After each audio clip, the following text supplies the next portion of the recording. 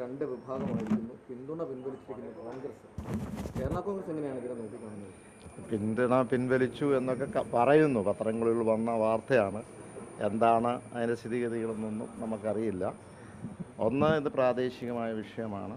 ആ പ്രാദേശികമായ വിഷയത്തിൽ തീർച്ചയായും പ്രാദേശികമായ കേരള കോൺഗ്രസ് പാർട്ടിയുടെ ആളുകൾ ഇവിടെ മണ്ഡലം പ്രസിഡൻറ്റും നിയോജകമണ്ഡലം പ്രസിഡൻറ്റും ജില്ലാ പ്രസിഡൻറ്റും ഉണ്ട്.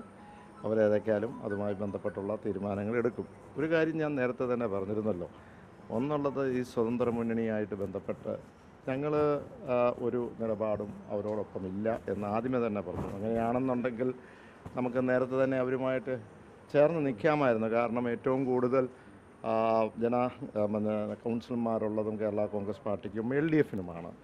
അപ്പോൾ അങ്ങനെ വരുന്ന സാഹചര്യത്തിൽ തീർച്ചയായിട്ടും അതിന് സാധ്യത കൂടുതലുണ്ട്. പക്ഷേ അങ്ങനെ അതിൽ ആ സ്വന്തം മുന്നണിയുമായി കൂടുമ്പോൾ നേരത്തെ തന്നെ പല അപകടങ്ങളും ഉണ്ടാകും എന്ന് ഞങ്ങൾക്കറിയാം. അത് തന്നെയാണ് ഇപ്പോൾ ഉണ്ടായിട്ടുള്ളതും. അതുകൊണ്ട് അങ്ങനെ ഒരു തീരുമാനത്തിലേക്കില്ല. പിന്നെ അവരുടെയുള്ള ഒരു ആഭ്യന്തര പ്രശ്നങ്ങളാണല്ലോ, അത് ഞങ്ങൾ അതിനെപ്പറ്റി കമൻറ്റ് പറയുന്നത് ശരിയല്ലല്ലോ. അല്ല, ഞാൻ അതിലേക്കൊന്നും കടക്കുന്നില്ല, അതിലേക്കൊന്നും കടക്കുന്നില്ല.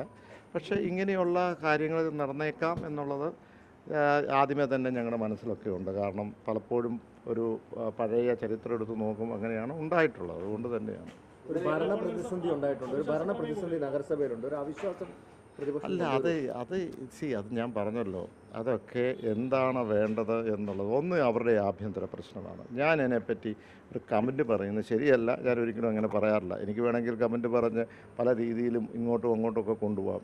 എൻ്റെ സ്വഭാവം വെച്ചിട്ട് അങ്ങനെ ഒരു കമൻറ്റല്ല. ആ നാച്ചുറലായിട്ട് എൻ്റെ കോഴ്സ് എടുക്കട്ടെ. ആ ഒരു പൊളിറ്റിക്കൽ നാച്ചുറലായിട്ട് ഒരു കാര്യങ്ങളാണ്.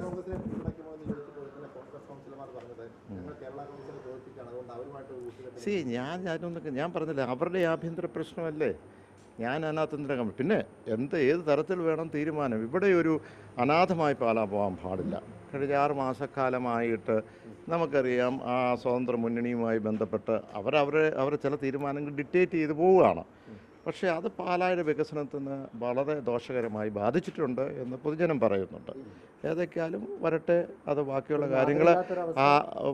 കാര്യങ്ങൾ പ്രാദേശിക നേതൃത്വം തീരുമാനിക്കും. സ്വതന്ത്ര കൂട്ടായ്മ അല്ലാതെ സ്വതന്ത്രരുണ്ട്, അവരെ ഒന്നിച്ച് നിർത്തിയിട്ടുള്ള ഒരു മുന്നോട്ട് പോക്ക്. എന്ത് കൂട്ടായ്മയാണെങ്കിലും നമുക്ക്, ഞാൻ പറഞ്ഞില്ല, അങ്ങനെ ആരെന്നുണ്ടെങ്കിൽ ആദ്യമേ തന്നെ നമുക്ക് തീരുമാനം എടുത്ത് പോകാമായിരുന്നല്ലോ.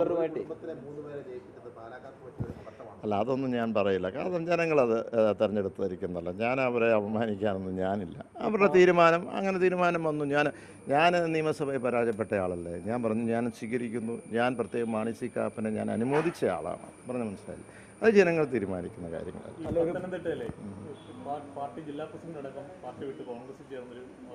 ജില്ലാ പ്രസിഡന്റ് അവിടെ തന്നെ ഉണ്ടല്ലോ. അവിടെ അങ്ങനെ സംഭവം ഇതില്ല. അവിടെ എല്ലാവരും ഒറ്റക്കെട്ടായിട്ട് തന്നെയുണ്ട്. അങ്ങനെയുള്ള പ്രാദേശികമായ വിഷയങ്ങളൊന്നുമില്ല. ഈ ഭരണം പിടിക്കാനുള്ളത് പാലാ നഗരസഭ ഇപ്പോൾ ഒരു അനാഥമായ അവസ്ഥയിലാണ്. ഭരണം മുന്നോട്ട് പോകുന്നതിന് വികസനം ഒരടിപ്പുണ്ട്.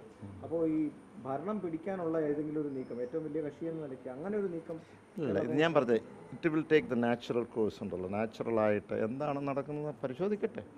ഏതൊക്കെയാലും നമ്മളൊന്നും ഭരണത്തിലേക്കില്ല. ഞാൻ പറഞ്ഞു, അതിനകത്ത് എന്നാ വെച്ചാൽ ജനവിധി അങ്ങനെയാണല്ലോ. ഒരു മുന്നണി അപ്പുറത്തേക്കുണ്ട്. ആ രീതിയിൽ അവരങ്ങനെ അങ്ങ് പോയി. യോജിക്കാനുള്ള ഏതെങ്കിലും അതല്ലല്ലോ അതിൻ്റെ ഒരു ഹൈപ്പോത്തറ്റിക്കൽ ക്വസ്റ്റ്യൻ അല്ലേ അത്. അങ്ങനെ സംഭവമില്ലല്ലോ. കൂടുതൽ വാർത്തകൾക്ക് News 18 Keralam YouTube channel subscribe ചെയ്യുക.